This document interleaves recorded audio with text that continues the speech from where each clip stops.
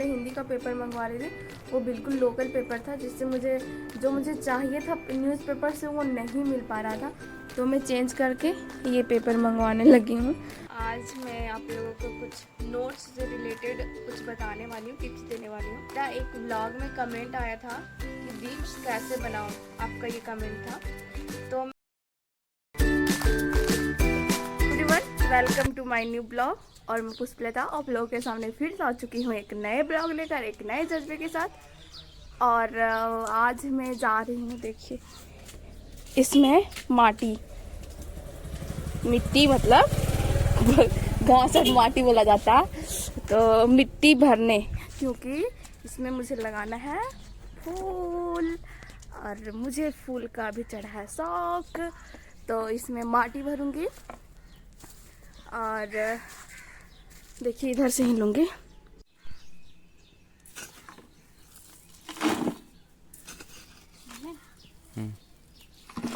आप देख सकते हैं अभी यहीं से ये माटी इसमें डाल के और छत पे लेके जाएंगे, और देखिए कौन सा फूल लगाना है। मैं पैकेट में साथ में ले लेके घूम रही हूँ। इधर इसको बोला जाता है मिर्ची फूल, उसका ये बीज है, तो इसी को लगाऊंगी। ये लगता है 2-3 सप्ताह में निकल ही जाएगा, है ना दीपक? 2-3 सप्ताह में इसका पौधा आ ही जाएगा। तो और देखिए ये है बकरी का गोबर, गाय का नहीं, तो इसी के साथ मिट्टी को मिला के और डालूंगी, ताकि अच्छे से इसका बीज आ सके।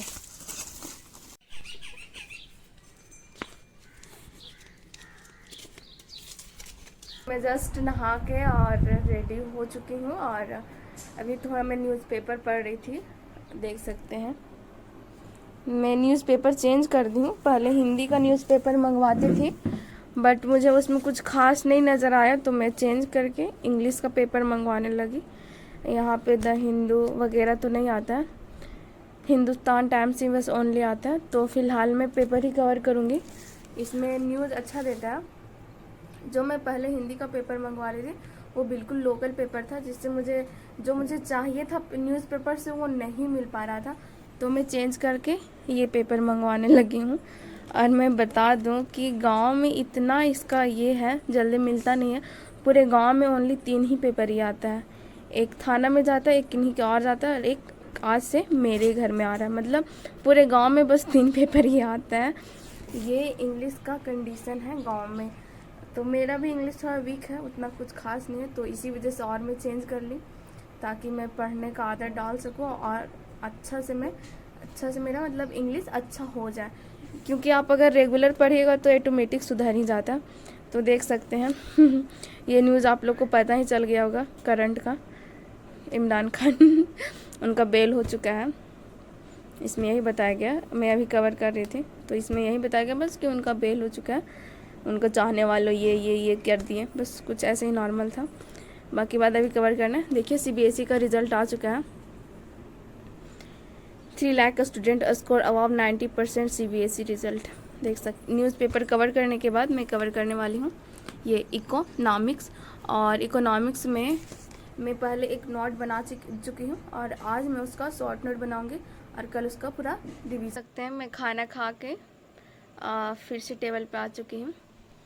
तो आज मैं आप लोगों को कुछ नोट्स से रिलेटेड कुछ बताने वाली हूँ, टिप्स देने वाली हूँ। क्योंकि मेरा एक व्लॉग में कमेंट आया था कि दी मैं बिहार से हूँ, और मैं भी यूपीएससी का प्रिपेयर कर रहा हूँ। उनका नाम चंदन कुमार था। तो आप वीडियो देख रहे होंगे, तो आपको मैं बता देना चाहती हूँ मैं नोट्स कैसे बनाऊँ, आपका ये कमेंट था। तो मैं नोट्स को लेकर बता देना चाहती हूँ कि नोट्स देखिए, पहला तो तरीका ये है नोट्स बनाने का, ये कि लॉन्ग लॉन्ग लिखना, जो कि आप तो अभी लिख रहे हैं लेकिन फिर आप पढ़िएगा नहीं। लेकिन हाँ, पहला नोट्स ऐसे ही बनाएं, क्योंकि अगर आप पहली बार पढ़िएगा तो आपको पहली बार में याद नहीं होगा, इसको बार बार पढ़ना होगा। तो इसको 2-3 बार रिवीजन करके इसका शॉर्ट नोट बनाइए। क्योंकि आपका देखिए अब ये यूपीएससी है, आप यूपीएससी में ये भरोसा नहीं कर सकते कि आपका एक बार में ही निकल जाएगा। भगवान ना करे किसी के साथ ऐसा ना हो, लेकिन बहुत से ऐसे उदाहरण हैं जिनका एक बार में नहीं निकलता और दूसरे बार में वो भारत के लिए इतिहास रच देते हैं IAS IPS बन के। तो होगा ये कि पहला नोट्स आप बनाइए लॉन्ग, जो कि पूरा वाक्य हो, और दूसरा नोट्स बनाइए इसी का शॉर्ट। जैसे मैं, ये मेरा इकोनॉमिक्स का नोट्स है, तो इसमें मैं क्या की हूँ देखिए। पहले, सीमांत अस्थायी सुविधा दर बैंकों की सीमांत आवश्यकताओं की पूर्ति हेतु RBI, मतलब मैं पूरा वाक्य लिखी हूँ, ठीक है। तो पूरा वाक्य लिखने के बाद जब आप इसका 2-3 बार रिवीजन कर लेंगे तो आपको इसको शॉर्ट नोट बनाना। इसमें जो भी आपको इम्पॉर्टेंट लग रहा है कि आप भूल जाइएगा, तो उसको लिखना है, शॉर्ट करना है। तो आप इस तरीके से नोट्स बनाइए, आपका नोट्स अच्छा बनेगा। और जब आप 2-3 बार पढ़ चुके होंगे पूरा नोट्स को, तो शॉर्ट नोट रिवीजन करने में बहुत आसान रहेगा। तो आप शॉर्ट नोट बनाइए, एक बार पहले पूरा बनाइए, फिर उसका शॉर्ट बनाइए, ताकि आगे चल के आपको कन्फ्यूज़न ना हो। और अगर आप पहले से पूरा वाला नोट्स बनाइए रहिएगा, जो पूरा वाक्य लिख के बनाइएगा, तो अगर आप अगले अटैम्प्ट में दीजिएगा तो उसमें भी ये काम आ सकता है। तो दोनों तरीके से बनाए, शॉर्ट नोट भी बनाए और पूरा वाक्य वाला भी बनाइए। अब देखिएगा आगे चल के आपको, प्रेजेंट में आपको शॉर्ट नोट बहुत ज़्यादा काम आएगा, और फ्यूचर में ये जो लॉन्ग नोट है वो काम आएगा। अब देखिए उसी को, मतलब जो दिखाई थी मैं पीछे, तो उसी को मैं इसका शॉर्ट नोट बनाई हूँ। वो पूरा वाक्य लिखा हुआ था, ये शॉर्ट नोट है। तो इस तरीके से आप शॉर्ट नोट बना सकते हैं अगर आपके पास समय अधिक है तो। और समय अधिक नहीं है तो पहले शॉर्ट नोट ही बनाइए, लॉन्ग लॉन्ग मत बनाइएगा। देखिए इस तरीके से मैं शॉर्ट नोट बनाती हूँ, जो मेन पॉइंट होता है बस मैं वही लिखती हूँ, देख सकते हैं आप। तो इस तरीके से आपको बनाना है, और इस तरीके से आप बनाइए, देखिएगा आपको बहुत अच्छे तरीके से समझ आ जाएगा। और जो भी आप जहाँ से भी क्लास लिए रहेंगे सारा समझ आते जाएगा। तो आप, चंदन कुमार जी, आपके लिए है ये, आप ऐसे बना सकते हैं। आप अच्छे से देख सकते हैं किस तरीके से मैं बनाई हूँ। शॉर्ट करके बनाना है, छोटा छोटा लिखना शब्द, और आप इस तरीके से अपना नोट्स को इजीली रिवीजन भी कर सकते हैं। तो अभी इधर शाम हो चुके हैं, और अभी मैं पढ़ रही थी इकोनॉमिक्स में, देख सकते हैं, भारतीय अर्थव्यवस्था पर कोविड-19 का प्रभाव। क्योंकि 2020 का जो प्रीवियस ईयर क्वेश्चन पेपर, या 2021 का शायद क्वेश्चन पेपर आप देखिएगा मेंस का, उसमें क्वेश्चन पूछा भी है कि क्या क्या प्रभाव पड़े कोविड-19 का भारतीय अर्थव्यवस्था पे। तो मैं इस बारे में कुछ बता देना चाहती हूँ कि भारतीय अर्थव्यवस्था पे क्या क्या प्रभाव पड़े। जैसे मैं बता दूँ कि कोविड-19 जब से इंडिया आज़ाद हुआ है, उसके बाद से कोविड-19 सबसे बड़ा महामारी है। इतना बड़ा महामारी कि ये पूरे विश्व में महामंदी छा जाता है, पूरे विश्व एकदम स्थिर पड़ जाता है, उद्योग धंधे बंद हो जाते हैं। और इसका प्रभाव सबसे ज़्यादा हमें छोटे स्तर पे देखा जाता है। सपोज छोटे छोटे दुकान बंद हो जाते हैं, जैसे मजदूर लोग होते हैं, तो वो गांव के जितने भी, गांव में ऐसा नहीं है कि सभी के पास ज़मीन जायदाद होते हैं, तो वो काम के तलाश में शहर जाते हैं। शहर में जब उद्योग धंधे बंद हो जाते हैं तो उनसे वहाँ से लौटना पड़ा, वो गांव आए, गांव में स्तर बढ़ा, लेकिन गांव का जो काम था वो तो नहीं बढ़ा, इससे गांव पे प्रभाव पड़ा।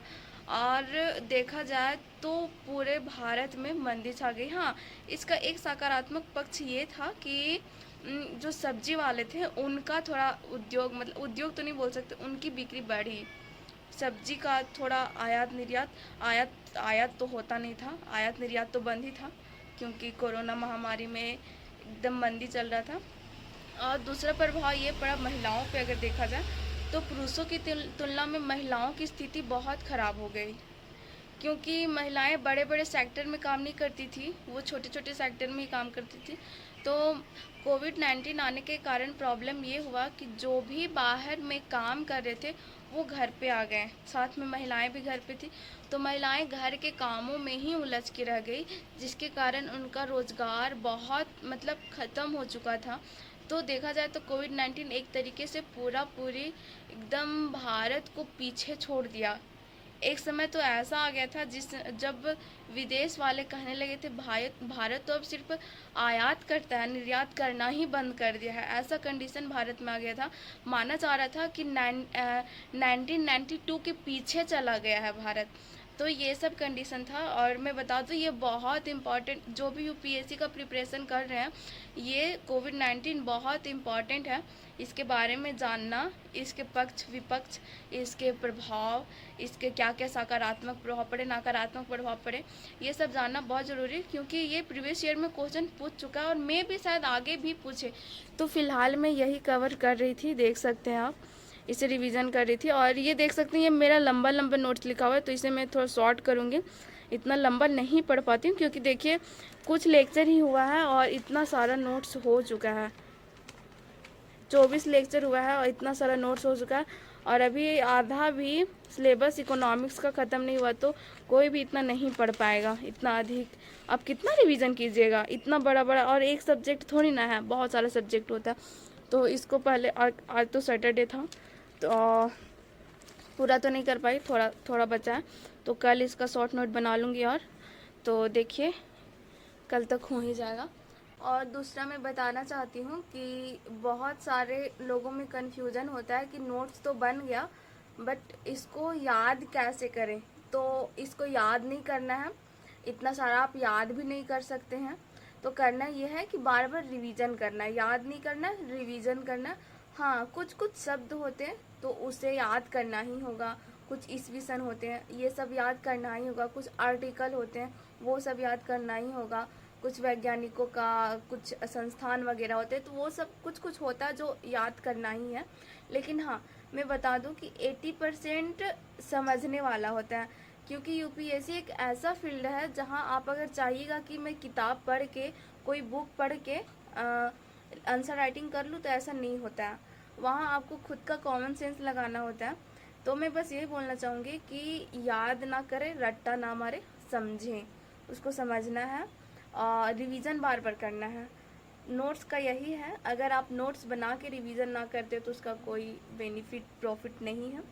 तो आप उसको रट्टा ना मारें, उसको बार बार देखें। और जैसे आप पढ़ रहे हैं तो ऐसा नहीं है कि बार बार पढ़ रहे हैं, कैसे होगा कैसे होगा, जल्दी जल्दी पढ़िए। जैसे सीमांत स्थायी सुविधा दर, बैंकों की सीमांत आवश्यकताओं की पूर्ति हेतु, तो मतलब जल्दी जल्दी पढ़ना है, धीरे धीरे नहीं पढ़ना है।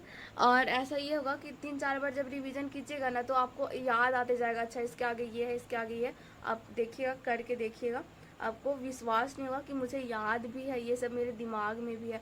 क्योंकि आप अगर 2-3 बार रिवीजन करते हैं तो ऑटोमेटिक सबकॉन्शियस माइंड में चला जाता है, जो कि कभी भूलने नहीं देता है। तो ऐसा ही आप करके अपना सकते हैं। नोट्स बनाने का कुछ यही तरीका है, इसे फॉलो कीजिए। मुझे उम्मीद है कि आप अच्छे से आपका नोट्स कवर होगा, अच्छे से समझ भी आएगा। तो आज का ब्लॉग मेरा यही समाप्त होता है। मेरा ब्लॉग कैसा लगा कमेंट करके आप बता सकते हैं। चैनल पे नए हो तो सब्सक्राइब कर सकते हैं। मिलती हूँ मैं आपको फिर से एक नए ब्लॉग में, तब तक के लिए जय हिंद, वंदे मातरम, भारत माता की जय। ये मेरे पीछे पीछे घूमेगा, हम जिधर जिधर जाएंगे उधर उधर आएगा।